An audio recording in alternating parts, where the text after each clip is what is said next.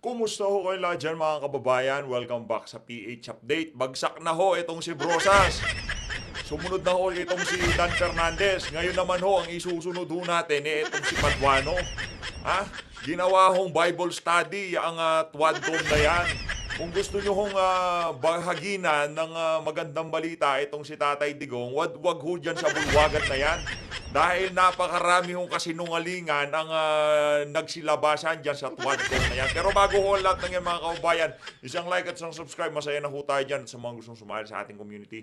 Click nyo lang ho yung join button sa baba. Ayun na nga mga kababayan, hindi na ho natin patatagalin to. Dito sa video na to, pakinggan ho natin kung paano binara nitong si dating Pangulong Rodrigo Duterte, itong si Atras Abante.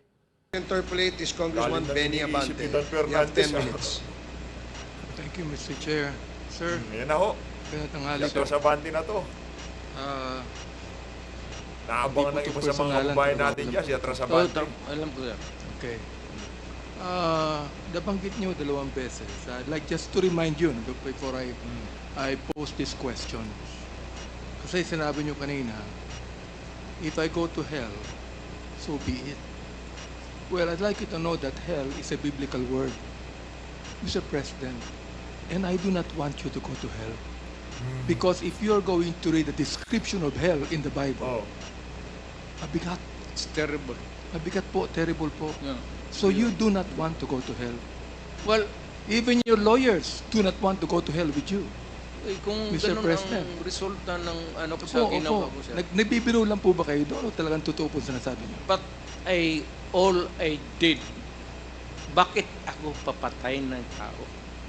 Bakit ako why would I inflict injuries or death on a person na may mga mandang kapamilya yan mas masaktan?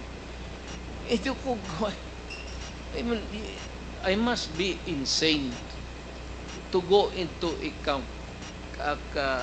campaign against crime just to kill. Hindi ho trabaho ng pulis at hindi maniwala yung pulis sa akin, sir. Mr. Chair, Mr. President, I understand po sinasabi ninyo. Masasabi it, Pero sir. the thing is, when you begin to say, if I go to hell, so be it. Yes, sir. I do not think that you believe. Ano ang tingin ho natin doon, si Tatay Digong, nasasabi niya ho yung mga ganong klaseng bagay. Alam niya, mahirap sa impyerno. Tayo ho, wala ho tayong ninanasa na individual na mapunta dyan sa lugar na yan. No? Siguro nasasabi ni Tatay Digong yun dahil pagka nakikita niya yung mga bata na iniwan ng magulang para mag-abroad yung mga magulang nila tapos dadatnan nila yung mga anak nila pag uwi nila, puro bagal na, di ba? Yun siguro ang pinaghuhugutan ni Tatay Digong. Ay, naitaya ko pa sarili kong buhay o kung ano pa man para lang maisalba ko itong mga kabataan na to. Yun ho yung ano eh. Yun ho yung mensahe ni Tatay Digong. Na hindi naman ho nakukuha ng mga crocodile na to. I do not think so. Pero anyway, tutuloy ko po itong tanong ko. Ano po? I do not need you to confirm this statement because meron po naman video rito. Meron play clip. Ano po, hindi ko napapakita pa dito. But you said publicly, and I quote, if you are corrupt, I will fetch you using a helicopter to Manila and I will throw you out. I have done this before. Why would I not do it again? Now, I would like to just mention the words, I have done this before. Why would I not do it again? So, nafe-feel ko po, sir, that you are justified in doing so. Basta sa tingin nyo, corrupt. Hindi, sir. Hindi po ba? Hyperbole lang yun, sir. So, Natuwas yan mga kabante. Akala siguro niya makakaisa na ako. Hindi kayo makakaisa dyan. Mr. Hindi Chair, papayag ang piloto niya, Hyperbole sir. nga lang. ikaw, ganun po, ganito, Mr. Chair. Oo. So if you feel just justified in doing it, can you please name to us the victim? Sino po yung tinapon ninyo sa helicopter?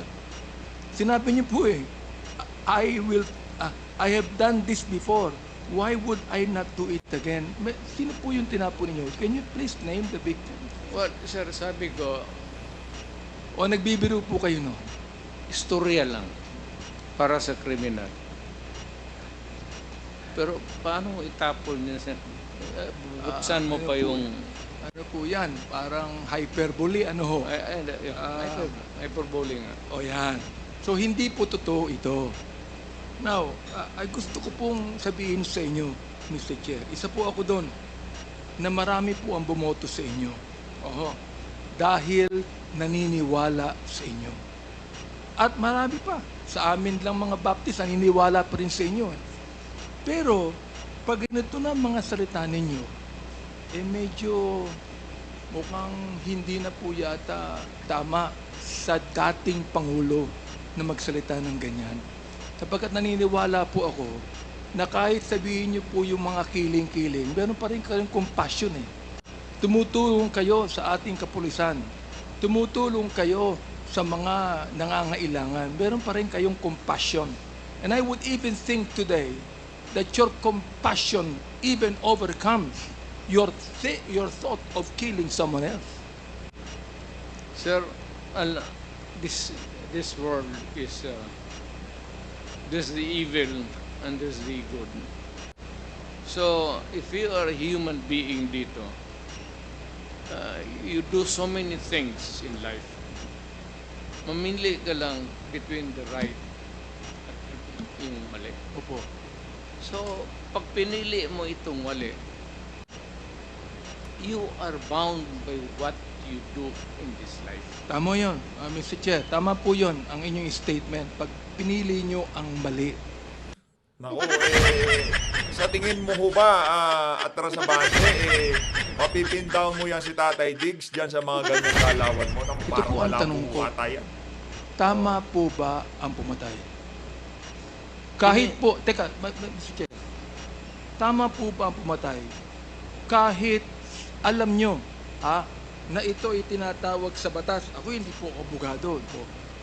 Tinatawag sa batas na in flagrante delicto o in the act of committing a crime. Wow, meron kang pa nalalaman na ganyan. Hindi ka naman abogado, walang yaka. Ngayon, I have proven eh, that, sir. kung po yan, susundin po natin, wala po kayong pinagkaiba sa Pariseo nung panahon ng Panginoong Jesucristo. Nung ang Pariseo nakahuli po ng isang babae that was caught in the act of adultery, they are about to stone them. Stone her. Babatuhin na po. O nilapit po nila kay Kristo. At sinabi po nila sa ating Panginoong Jesucristo, anong gagawin? Nakonsensya ka ba kanina, Brad? Doon sa mga pinagsasabi mo. Marami ba nag-chat sa'yo na Tito, apakayabang nyo naman dun sa mga banan nyo kay Digong dun sa opening salvo nyo. Nakuryente ka, Brad eh. Di ba? Dito. Sapagkat ayon sa aming batas, in flagrante delicto Yan ito. lang pala gagawin nyo kay Dapat to Tatay batuhin Digong. Akala ko pa hanggang naman sa talagang mamatay. matindi yung mga tiradas. Ano pong ginawa ng Panginoon? Mr. President, Mr. Chair. Siya po ay sumulat doon sa ground. Wala siyang sinabi. Sumulat lamang po sa ground. Nakita mo ng mga Pariseo ang sinulat. Isa-isa po silang umalis. Bakit po? Palagay ko, ang sinulat mo ng Panginoon, yung mga kasalanan ng mga Pariseo, hypocrisy, corruption, lahat po. Ngayon, naiwan po doon yung babae. Din ang mga pinagagawa mo na yan. That was caught in the act of adultery. Ang sabi po ng Panginoon sa kanya, where are your accusers? Ang sabi po ng babae, none, Lord. Ang sabi po ng Panginoon sa kanya, neither do I condemn you.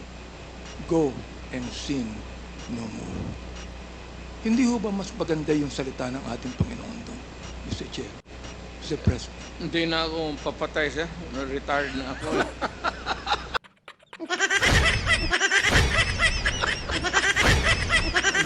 Hindi na ayaw ko na rin. Alam niyo, Mr. Chair, Mr. President, kaunti lang po yung tanda niyo sa akin. Dapat talaga mag-retire na ho tayo. Retire na ako, sir. Meron pala kayong life moment kahit papano, di ba? Kahit papano, medyo nalalighten yung moment. Pero, hindi yan yung pinaka, kasi nandyan si Tatay Digong para sagutin yung mga katanungan doon sa nagdaang administrasyon sa laban kontra droga. hindi naman natin sa binabawalan niya si Abante. Pero base kasi sa track record niyo, sir, hindi mo... Magpadala na lang mo kayo ng ibang pastor kung pwede lang, no? Ayaw ko na. Anyway, ganito po yun. Ang sabi po nyo, Ganito na lang, sir. batas lang po ako. Yun ang sabi nyo. Prosecutor kayo eh. Kanina sinabi niyo po, batas lang po ako. Ano pong batas? Yan po ba yung batas ni Mayor President Duterte o batas po ng Pilipinas? Sir,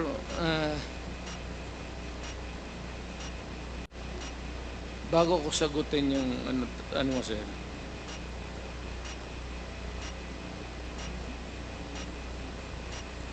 kung may kasalanan man ako, ayaw kong pumunta ng impyerno. Teka lang ha, yung mga nagpakulay doon sa ating premier kanina, doon kay Fernandez. Maraming salamat. The Cooking Angler, maraming salamat ho. Mega love shoutout. Mega love shoutout din ho dito kay Mary Ann Simbra Cruz. Itong si Madam, ano ho natin yan, loyal ho talaga yan. Maraming salamat ho. Mega love shoutout. Mega love shoutout din ho dito kay Roy Mateo. Maraming salamat ho. Mega love shoutout. Thank you ho dyan sa ano na yan. Ano yan? Australian dollars. Hindi ho natin alam, no? Maraming salamat ho dito kay Jegong Tabak. Jegong Tabak. Maraming salamat sa 125. At dito kay Ma'am Myla T. Sanchez. Thank you ho sa 14 NT. Maraming salamat. Tuloy ho natin. Game. Salamat po. Pastor naman, sir, tulungan Pero, mo na lang ako Mr. Chair, hindi po ito confessional. Ano po? Ito po ay quadcom hearing. Pagdasal, well, of course, you have a dual... Lagay ko lang po dyan para Pagdasal yung mo mga na lang rin nagpapanood. ako, sir, kasi alam mo man talaga na Mr. President, trabaho lang yan. bago niyo po sabihin yan, pinagdadasal ko po kayo. Wow. Totoo po yan. Hindi po dasal na ama namin, ha? Hindi po dasal na our Father. Ito po ay dasal coming from the heart. Salamat, Tulad sir. ng aking nabanggit sa inyo kanina, coming from the heart. Opo, ngayon. Sinabi po ninyo rito, mas mabuti pa na makulong ka at maghirap ka sa kulungan. Bakit po kayo pumapatay? Mas mabuti pala na makulong tong mga hayop. Sorry po. Itong mga Bumaba na to. Ano, mainit ba, Brad? Mainit ba? Di mo ba kinakaya? Masakit ba, Brad? drug lords na ito. O mga drug pushers na ito. Bakit po sinasabi nyo kanina pa na pumatay kayo ng tao? Sana pinakulong lalamang po ninyo. Ano po, Mr. Chair? The records of the police will bear me out. Few instances, sir, pero karamihan yan, may hawak talaga ng nang i-confront ko yung mga yan, sila, with the police, of course, kasama ko. Okay, yung sinabi ng kidnapper. So, 3 of them, nasasakyan sila, sir, may carbine. Ako naman, ang hawak ko 45. Yung dalawang pulis na, 3 lang kami. They kidnap a girl. Alam ng kinidnap nila, dinala nila sa Cotabato for 1 month, detained her and repeatedly raped her. 7 of them, and finally went back to Davao City. Tapos sinauli nila yung naghingi sila ng ransom money. Umakyat sila sa bahay, sir, kumain. Totoo ito, it's on record. Kumain pa sila sa bahay ng babae bago pala akong mayor nito. Tapos pagbaba nila, dala-dala nila yung ransom money. Nandoon na ako sa labas. So, pag ano, hindi ko na sila sinita. Hindi rin yun. Diretso. May kasama kayong pulis. Kapag kasama ko polis, pero yung usually dalawa lang yun, sir, yung Mr. Chair, naintindihan ko po yun. Siguro, kahit ako, baka gawin ko yun eh. Pero ito po, ayon po sa batas, Mr. Chair. Sinita mo, bubunot talaga yan. Ayon po sa batas, Mr. Chair, kayo po nakakaalam ng batas. Meron po bang authority ang isang public official na bumaril? O yung pong pulis lamang ang dapat bumaril? Anybody, Anybody. any person who is a victim, pulled up ka, may baril ka, lumaban ka, look mo sa self-defense. Any person has the right to defend Himself. himself, his physical being, and his property. Pero ito pong kwento nyo kanina, Mr. Chair, hindi naman nyo dinidepensa ng sarili nyo eh. Hindi naman kayo ang ni-rape eh. Oo, ito po ito. Binaril nyo bigla. Binaril nyo bigla sapagkat alam nyo gumagawa ng krimen. Naunawaan ko po yun. Kahit ako, baka gawin ko eh. Pero ang gusto ko lang pong malaman, ayon sa batas, hindi naman nyo dinidepensa ng sarili nyo. Meron po ba kayong karapatang pumaril sa isang kriminal na hindi naman kayo ang target, kundi iba? Kung walang nakatingin, sir, barilin mo na.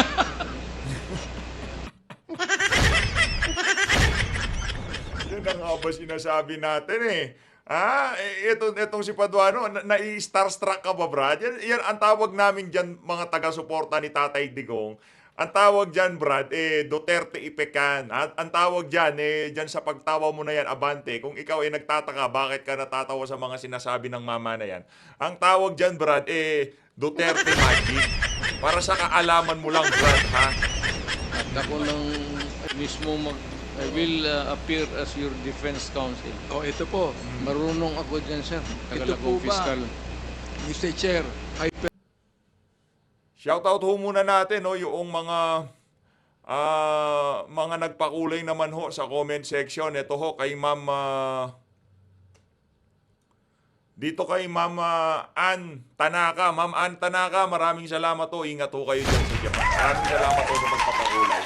At shoutout din ho dito kay Mary the Explorer in Hong Kong. Maraming salamat. Ingat ho kayo dyan sa Hong Kong. Mega love shoutout. Mega love shoutout din ho dito kay Vima Galindo. Maraming salamat, Ma'am Vima Galindo. Napakalaking tulong ho niyan para mas mapaganda pa natin yung ating mga reaction video. Maraming salamat, Ma'am Vima Galindo. Mega love shoutout din ho dito kay Ma'am Vanji Sichon. Ma'am Vanji Sichon, salamat ho sa $10. Mag-ingat ho kayo kung nasan ko man ho kayo. Mega love shoutout dito kay Ma'am Vanji Sichon. Maraming salamat ho. Medyo natambakan ho tayo sa mga nagpakulay, no? Mega love shoutout din ho dito kay Mary Anita Liwanag. Ma'am, maraming salamat ho. Napakalaking tulong yan. Mega love shoutout. Mega love shoutout din ho dito kay Milorod. Maraming salamat ho. Salamat ho sa 250 pesos. Mega love shoutout. Mega love shoutout din ho dito kay EEP, Eli Lee, maraming salamat ho. Mega love shoutout. Tuloy natin ang ating talakayan. Perboli pa po ito. Sinabi po nyo, nung kayo ay mayor ng Davao, that you would patrol the streets in your big bike looking for trouble. Sabi nyo. Yeah. Talagang naghahanap kayo na enkwentro. Walang para makapatay. Yun po ba yun? Hindi sa inosente, sir. Oo. Mga kriminal, bakit ang magawak? Mayor ka dapat maghanap ka Hindi ng po away. hindi po to hyperbole. Totoo po ito. Kasi looking for trouble eh. Kayo po ay nagbabike looking for trouble. Yes, sir. Oo. Mukhang mali po yata yung ganong salitang looking for trouble, di ba? Siguro mas maganda kung looking for criminals. Tama ho ba? Ano ba yung criminal? Di ba trouble yung mga yun? Ito talagang si Atras Abante, oo. Ano ba yung criminal? Di ba mga trouble yun? Ikaw talaga, oo. Yun ang mas maganda salita. Para Di ba? gamit ko yung baril ko, sir. Alam niyo, Sinajamming lang. Anak na to. Yo, Mr. Chair, Mr. President, Pinajamming lang ho sila ni Tatay Digong eh. hindi po ako masyadong pushy sa mga tanong ko. Sapagkat malaki pa rin po ang paggalang ko sa inyo. Salamat, sir. Totoo po yun. Oo. Pero ito tingnan nyo, Mr. Oo. Chair, Mr. President, ang sabi po ninyo, I would never allow innocent Filipinos to be killed. Sabi niyo kanina, di ba?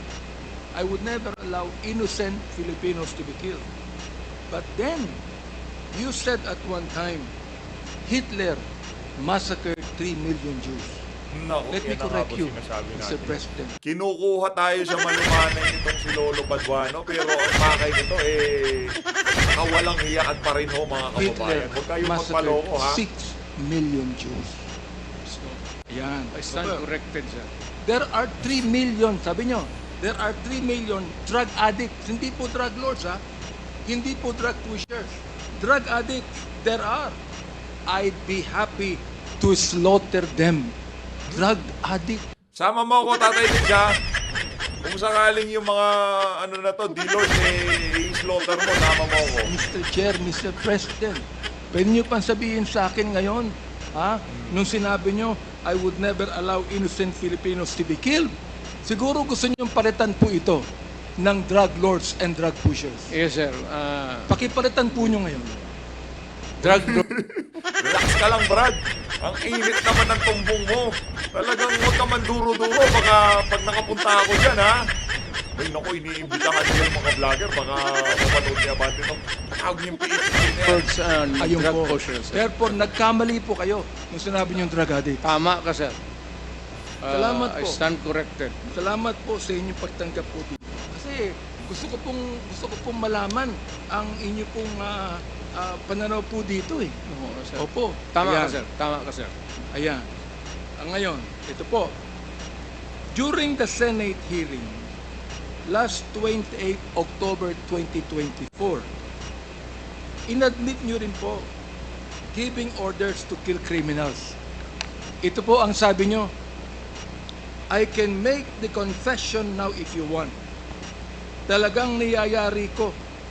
Pero wag naman yung mga pulis, kawawa naman sir. Meron akong death squad pero hindi ang mga pulis. Sila din yung mga gangster. Yung isang gangster uutusan ko. Patayin mo yan. Pag hindi mo patayin yan, patayin kita ngayon. Ngayon, ito po ang tanong. Sabi nyo, galit kayo sa kriminal. Hindi po ba? Ba't kayo gumagamit ng gangster? Hindi po ba criminal din yung gangster? Yes, sir. Pagkatapos niya patayin yung gangster, patayin ko siya. Papatayin nyo rin.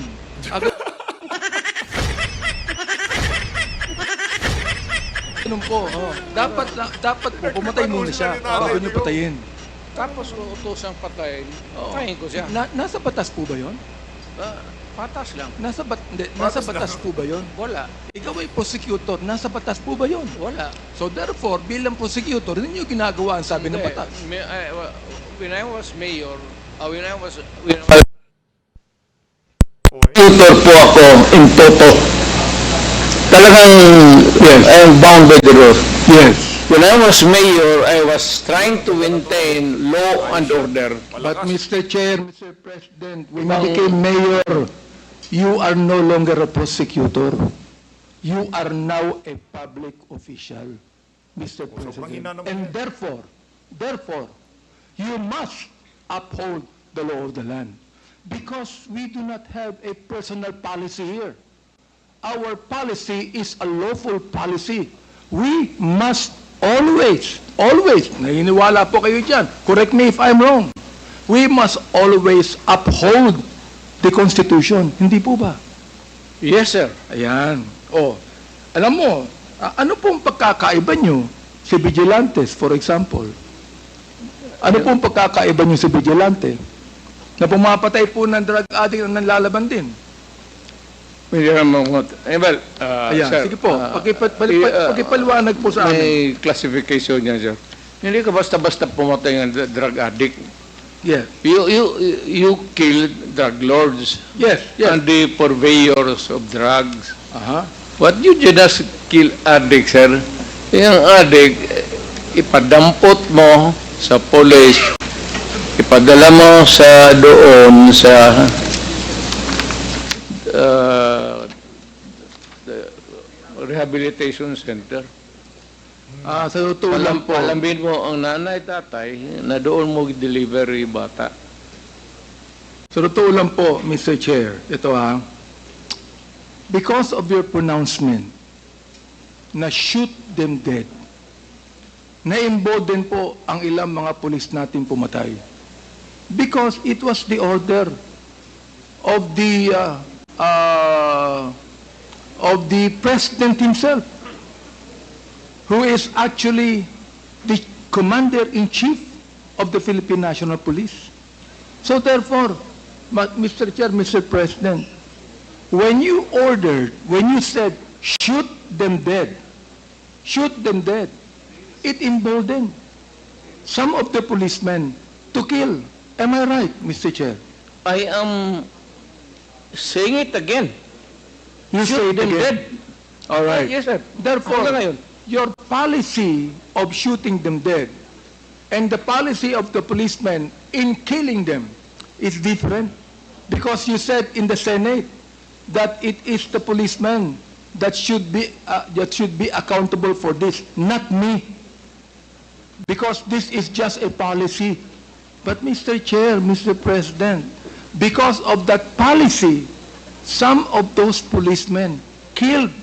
In fact, Mr. Chair, nung kami po ay nagkaroon ng unang hearing dito ng Committee on Human Rights, meron po kaming inibitahan na 4 na mga PO4, SPO4 lang po ito. Mga talagang non-commissioned officer. Nakasama nila ang isang major. Sabi ko sa kanila, nakapatay ba kayo? Ang sabi nila, hindi. Okay. Ngayon tinanong ko, pero gumamit kayo ng baril at bumaril kayo. Ang sabi nila, meron kaming nabaril. Okay. Napatay niyo ba? Hindi po namin sigurado sapagkat marami kaming binaril. Marami kaming nabaril. Ito po yung tanong ko ngayon. Sabi ko, bakit niyo ginawa yan? Anong sabi nila? Ito po ang order sa itaas. Yun po ang sabi. Now, of course, you do not even know that, Mr. Chair, Mr. President. Ito po ang order sa itaas. Tama po ba ang ginawa ng 4 na pulis na yan sa kayo, Pagka Major? lumaban? Hindi po lumaban eh. Hindi. In fact, yung isa buhay po, hindi lang maibitahan dito, ayaw pong pumunta eh. Hindi po tama. That's about the only time that a policeman can legally kill another human being is when he is confronting a criminal and is armed, and it must be commensurate doon sa baril for baril. Oh, ito po. Kung batuta lang ang hawak mo, barilin mo na lang sa leeg or barilin mo yung paa. Mr. Chair, Mr. President, ito po. According to the data that was given to us by the Philippine National Police, by General Bacay himself, na ang sabi rito, 7,173 pushers were killed. Now, ang sabi po ay nanlaban. Pero gusto namin pumunta ron sa Philippine National Police. Tinan po namin ng crime lab kung paano po nanlaban ito. Ito po ba'y nakipagsuntukan lang? O nagkaratihan lang? O may baril? Bakit po, kung 7,123 pusher ang napatay, ibig sabihin ng laban, dapat meron din pong 7,173 na baril ang nakuha ang Philippine National Police. Tama po ba ako, Mr. Depende, sir. Not really a gun. It could be a knife. Knife. Okay po. It could Knife. be a something that would be lethal. Aha. Tubo or Pero, inamin po ng Philippine National Police na wala silang ganung karaming ebidensya. Oo, ng 7,173. For example, 440 users. Ang sabi niyo kanina, dapat tulungan yan. Dapat rehabilitate po yan. Pareho po tayo ng pananaw dyan. And by the way, Mr. President, naniniwala po ako sa inyo sa war on drugs. Ayaw ko po ng droga. Alam ko po ang magiging kapalit niyan sa mga kabataan. Pero ang hindi ko maintindihan, kung bakit kinakailangang mamatay ang more than 20,000 people upang magapila mga drugs. Pero after he became president, Mr. Chair, may drugs pa rin eh. Hindi pa rin po nawawala. Ako'y nagpapasalamat because in your time as president, wala na po yung manufacturing ng shabu sa Pilipinas. Naipasara niyo lahat yan. Ano pong pumalit, Mr. President? Smuggled drugs galing sa China.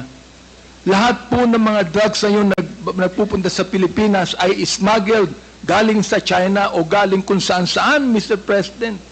Yan po yung sinasabi ko sa iyo for your information also. Of course, kayo po ay Kala mo meron siyang intel talaga. Kala mo talagang sa kanya binibriefing yung nung panahon ni Tatay Digong. Wala ho kayong alam, Abante. Yung mga sinasabi niyo na yan, yan na lang yung, kumbaga, angkop dyan sa mga gusto nyong mangyari dyan sa tuwa. private citizen na. Hindi nyo po kinakailangan pakialaman yan. Pero Mr. President, alam niyo po naman kami mga congressman, especially now, nung kayo po ay Pangulo ng Pilipinas, nung ako po'y tumulong sa inyo na ma-elect bilang Pangulo, ay hindi po ako Paulit-ulit naman yung tulong na yan. Talagang yung pagmumukha mo pa lang, sumbatero ka na. Alam mo yung mga masamang ugali, puro sumbat. Tulong. congressman. I'm a private citizen. Tumakbo uli ako ng 2019, naging congressman po ako. Alright, sa pang-apat at termino. Ako yung naging minority leader, ako yung naging deputy speaker. Tanahon niyo po yan nung kayo nakaupo. Ngayon ako po'y tinalaga bilang chairman ng Committee on Human Rights. Wala tayong magagawa kundi imbestigahan natin lahat ng mga human rights violations. Tama, sir. Pero kayo po ang nagsabi na wala kayong pakialam sa human rights. At bakit po nyo nasabi yun? Hindi man ako empleyado ng Human Rights Office. Yan ang nga ba sinasabi natin? Yan ang idaan mo na lang sa tawa, Paduano. Idaan mo na lang sa tawa. I'm not trying to be funny. Wala akong pakialam sa human rights. Wala naman ako, hindi ako sa Kongreso. Hindi ako member ng whatever. Wala ako, malayo ako sa human rights. So, Mr. wala Chair, akong pakialam. Pwede ko pang sabihin sa inyo na mali kayo. Bakit? Kayo ang Pangulo ng Pilipinas. Meron kayong pakialam sa human rights. Mali kayo ron. Tama ho ba ako? Meron kayong pakialam sa human rights. Hindi lang kami, kundi ang Pangulo ng Pilipinas merong pakialam. Ako wala akong pakialam sa human rights na yan. Kung ayaw mong mapasama yung yung buhay mo, ayaw mong malagay sa alanganin, huwag kang pumasok sa illegal. Yung mga pumapasok sa illegal, kasalanan nyo, te. Kung hindi kayo gumawa ng mga kabalintunaan, wala sanang ganitong problema ngayon. Ngayon, pati yung mga kabalbalan na pinagagawa nyo, noong nagurgur kayo, yan, sinisisi pa kay Tatay Digong. O paano na lang yung mga biktima, yung human rights ng mga biktima, wala sila gano'n? Alam sa human rights yan. Oo. Kaya pati ang ICC nag-iimbestiga dito. Sabihin ko sa inyo, ako ang unang nagsabi na hindi ako magbibigay ng anumang dokumento sa ICC sapagkat if I do that, then I am surrendering the sovereignty of this country. Correct, sir. I appreciate it. Totoo po yan. Sinabi ko po yan. Oh.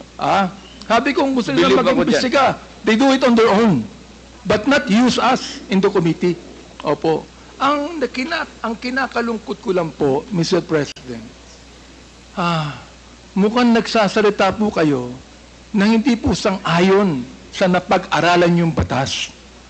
Yung human rights po, nasa Constitution po yan. Kayong tatlong abogado ni Mr. President, turuan nyo. ang kliyente nyo. Ay, ayabong naman ito. Hindi naman abogado. Abogado yan. Prosecutor yan. Ah, ba't kailangan turuan? Ang kapal ng mukha mo, Paduano ha? Abante ha? Hindi ba nasa konstitusyon yun? Attorney Delgra, hindi ba nasa konstitusyon natin ang human rights? Yes. Na kailangan, sir, 98 Kaya di po, ako sa sandali lang po, Mr. constitutional President. law. Tatanungin ko lang po yung abogado nyo. Sapagkat siya 98 daw siya sa constitutional law. Huwag mo nga naman turuan. 98 si Tatay Digong sa constitutional law. ay isang resource speaker. Nasa constitution po ba ang human rights? Opo, sir. Ayun. Nasagot po niya. So, Mr. President, nasa constitution po yan at ang unang-unang dapat tumupad ng konstitusyon, sino po? Kundi ang pinakatatay ng buong bansa. Correct. Hindi po ba? Correct. Therefore, nagkamali kayo sa ganong salita. Retired tatay ako, sir. Hindi ba sabi niyo sa akin, nung sinabi niyo Pangulo kayo, nagkamali kayo. Retired na po kayo ngayon. Hindi ko inaano yan. Pero nagkamali kayo ng ganong salita. Tama ako, mali. Hindi niyo masagot. I cannot debate with you on this, sir. No, but, Mr. President, I will not allow you to debate on me. Because if you debate and argue with me, I will even tell you that you're out of order. Kaya, Doon lang kayo magaling. Diyan lang kayo magaling. Kaya ang aangas nyo, kasi kayo ang tumitimon. Yung mga gusto nyong mangyari, yun lang ang mangyayari dyan. Because any resource speaker cannot debate with any member of the Quadcom. ang tinatanong ko lang, Mr. Chair. Congressman ako, sir. Opo. Ang tanong ko lang, dapat kayo po ang tumupad ng human rights bilang tatay po ng buong Pilipinas. Sinabi ni Atty. Delgra, nasa Constitution po yan. Sinabi nyo kanina, wala kang pakialam sa human rights. May pakialam. Grabe, no? Hindi ilabas si Tatay Diggs yung sa loobin niya. Paano na lang yung human? Ako na nga lang magsasalita. Parang kasi Tatay Diggs ako na lang magsasalita. Hoy, tanda! Paano na lang yung human rights ng mga biktima? Hindi natin papakialaman yun, ganon. Human rights lang ng mga dorogista at mga kriminal, yun lang ang ating ang ating pagtutuunan ng pansin. Nagtoko Kayo. Sir. Hindi po ba, Mr. Sir, Chair? magprangkahan tayo, sir. Opo. Sige po. Pagka ganun talaga, Mayor, pagka-criminal ka, mainit talaga ako sa iyo. Hindi po yung Pagka nag-rape ka, Mr. Chair, hindi po natin, wala pong problema ron eh. Hindi ko, I am not actually, Tanga ka. Pinag-uusapan natin yung human rights ng mga kriminal. Yung pinag-uusapan natin dito. Wala namang inosenteng biktima ang pinag-uusapan dito, yung mga gumagawa ng krimen. bang disagreeing with you. I fully agree with you, Mr. Chair, Mr. President. But still, being the President of the Republic, you must be the first man that should uphold the constitutional provision on human rights. Am I right, Mr. Yes. Chair? Yes. I did it. Salamat po at inamin nyo. Ito last question na lang ito. Okay? Ito po, ang napatay na drug lord, 21. Akala ko po ba lahat po ng drug lord dapat patayin? Bakit 21 lamang? Ang pusher, 7,000. Samantalang napakarami pang drug lord na buhay ngayon nasa kulungan. Yun ang pinataktakan ko. Bakit nasa kulungan pa? Sapagkat maraming pera yan? Pwedeng kumuha ng magaling na abogado yan? O dapat po, kung dapat patayin ang mga drug pusher, may napatay na mga user, dapat lalong patayin ang mga drug lords. Mr. Speaker. Hindi ko na abot yan, sir. Hanapan natin ang paraan na patayin natin.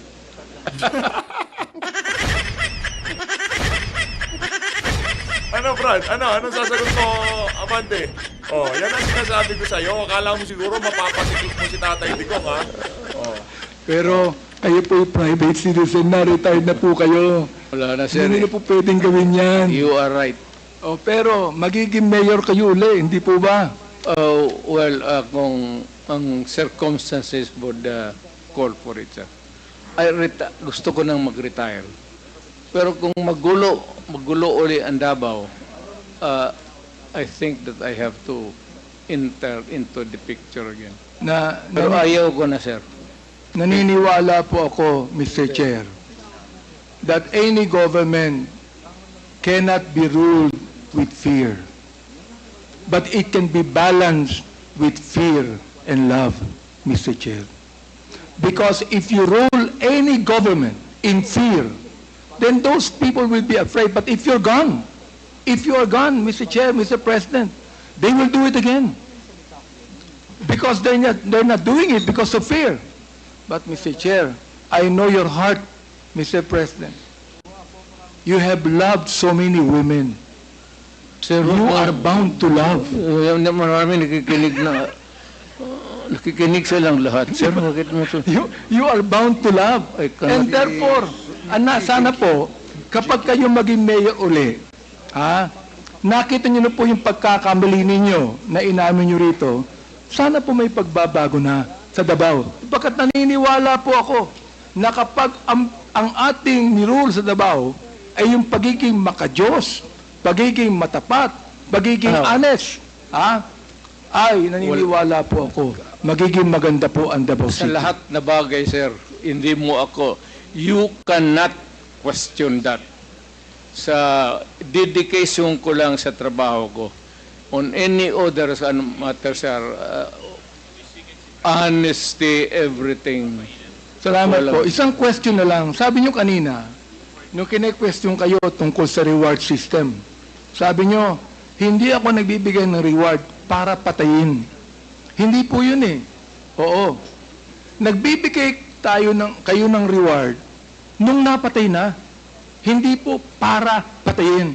Iba po yung reward na para patayin, iba rin po yung reward nang nakapatay na siya. Tama mo ba ako? Bawal yan, sir. Kung, Ayun. kasi binibili mo yung buhay ng tao. That's Salamat po. Yun ang pagkakaiba, even Mr. Chair. without the laws, that would be a violation of Diyos. Yung pagkakaiba, Mr. Chair, ang pagkakaiba ng reward system para patayin mo siya at yung reward system sapagkat nagbigay ka ng babuya sa isang tao, nakapatay na po siya eh, ng drug lord. Nagano po yan eh, nanlaban po yan eh. Oo. So, iba po yung ganun. Di ba? Baran, sir. Alam mo, sir, sa totoo lang, kung meron man pinagkatao na talagang umaano sa Diyos, siguro talok, mas malamang pa ako sa iyo. Ang trust and faith ko sa God, kaya maybe that brought me to the presidency despite of the variance interpretation ng ano ko. But overall, the Filipino people would not have elected a son of a bitch. Talagang ano ako, Nakalusot. sir. By the rules ako. Paskinan Salamat nung po, fiscal Mr. ako. Chair. By the rules ako. Salamat po, Mr. Kindly Chair. wrap up, Congressman Abante. Nagbago ang pananaw ninyo sa Quadcom. Sapagkat nung sumulat si Atty. Degra sa amin na hindi kayo makaka-attend sapagkat wala kayong tiwala sa Quadcom, ang ibig sabihin po niyan, kayo ay nagpunta ngayon sapagkat may tiwala na po kayo sa amin. Maraming salamat po sa inyo. Sabi kasi na ano, sir, na ipakontempt ako. So, Are you done, Congressman Abante? Yes, Mr. Chair, maraming salamat po. Okay, maraming salamat din po. ikaw, Ayun na nga mga kababayan, maraming salamat po sa pagsuporta sa PH Update. Isusunod ho natin mamaya. Isa-isahin ho natin, itutumba ho lahat ng Tatay Digong. Yung mga walang niyang congressman na yan. As always, maraming salamat. Mag-ingat ho kayo lahat. Para sa mga nagpakulay, thank you ho. Mabuhay ho kayo. Maraming salamat sa patuloy na pagsuporta sa PH Update. Mahalin natin ang Pilipinas.